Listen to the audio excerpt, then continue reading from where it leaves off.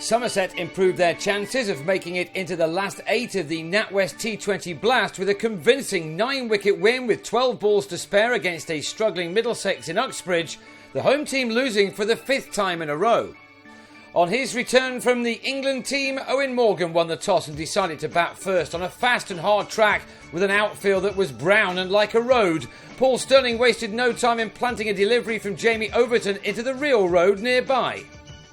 It was a cracking start by both the Irishman and former Somerset man Nick Compton, who was celebrating his 32nd birthday. He had the best seat in the house as Stirling went over cover 2 balls later for another 6.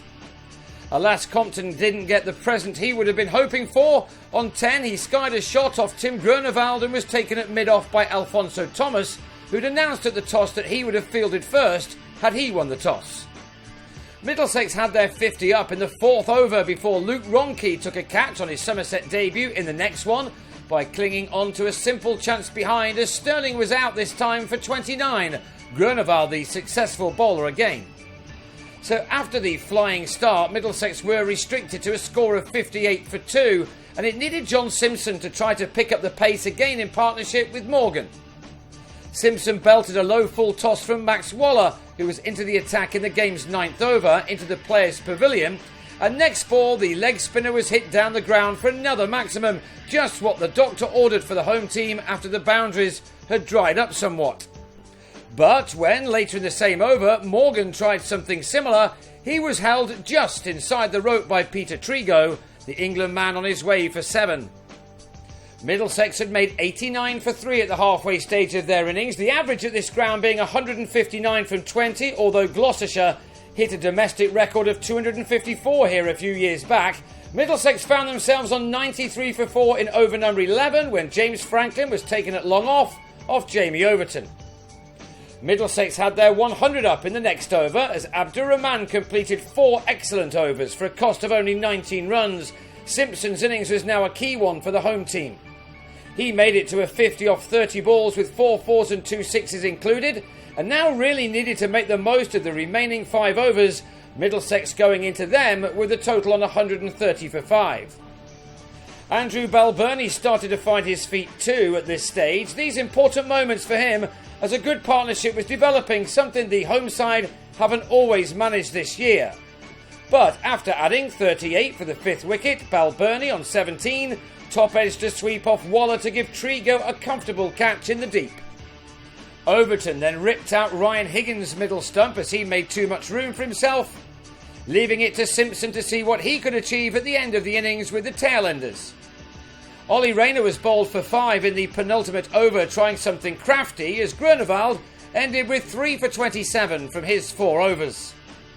Simpson hit the first ball of the last over for 6 to surpass his previous best T20 score of 74 made against Gloucestershire in Richmond just a couple of weeks ago. His 84 not out off 51 balls took his side to 171 for 7 from their 20 overs. That looked a little beneath par, and with Johan Myburgh getting off to a flying start with 3 boundaries off Kyle Abbott's first over, there was no arguing with that. It was an over which went for 13. Abbott's second had a similar return, this time Jim Allenby making the most of the early fielding restrictions, which saw Somerset reach a score of 32 without loss after 3 overs. They had 50 on the board after 5, an ideal platform being laid by both Myburgh and Allenby, who continued to find the boundaries with ease as the home attack didn't always get their lines and lengths right. They were really in need of some wickets to slow down the batsmen's progress. Somerset made 54 without loss from their power play overs, and Allenby then struck his side's first 6 as Ravi Patel was brought into the attack. Allenby cleared the rope again in the next over off Rayner, this time straight down the ground, before he completed a 50 off 25 balls with this edged 4, his 7th boundary to go with those 2 maximums. Allenby struck a T20 ton against this opposition as a Glamorgan player at one of Middlesex's other outgrounds, Richmond, last summer. Myburgh was dropped in the deep on 35 and also earlier on 13, and left Somerset on 93 without loss after 10, the 100 then brought up in the next over, with both openers still at the crease. Myburgh also completed his half-century of a more patient 41 deliveries from which he'd found the boundary 8 times. With both batsmen well in by now, Somerset were cruising towards their target. And they were helped further when both James Harris and Morgan left a catch to each other. It was turning out to be one of those nights for the home team. At last, Franklin gave them something to smile about as he broke through in the 14th over, Myburgh missing one to be bowled for 53, ending an opening stand of 118 which had almost put the result of this game beyond doubt. 49 were wanted off the last 6 overs and Allenby kept his side on the road to victory with this 6 off Patel. And a firmly struck flat maximum in the same over by Trigo had that target down to 36 off the last 5, the total now on 136 for 1. Allenby was now racing to see if he could make it 2 tons in 2 years against Middlesex, and another 6, his 4th, this one off Abbott, took him into the 80s with 20 more needed for victory.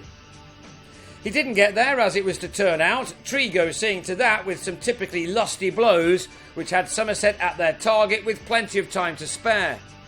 Allenby was to end on 89 off 51 balls as Trigo smashed a sterling long hop over mid-wicket to win the game with 2 full overs remaining, Trigo helping himself to a rapid 28 to put the icing on Somerset's cake. The margin of victory was by 9 wickets with 12 balls unused, Middlesex now dropping to the foot of the South Group table ahead of their next game at Lord's on Thursday against Sussex, while Somerset are up to 5th ahead of the TV game with Glamorgan on Sunday afternoon.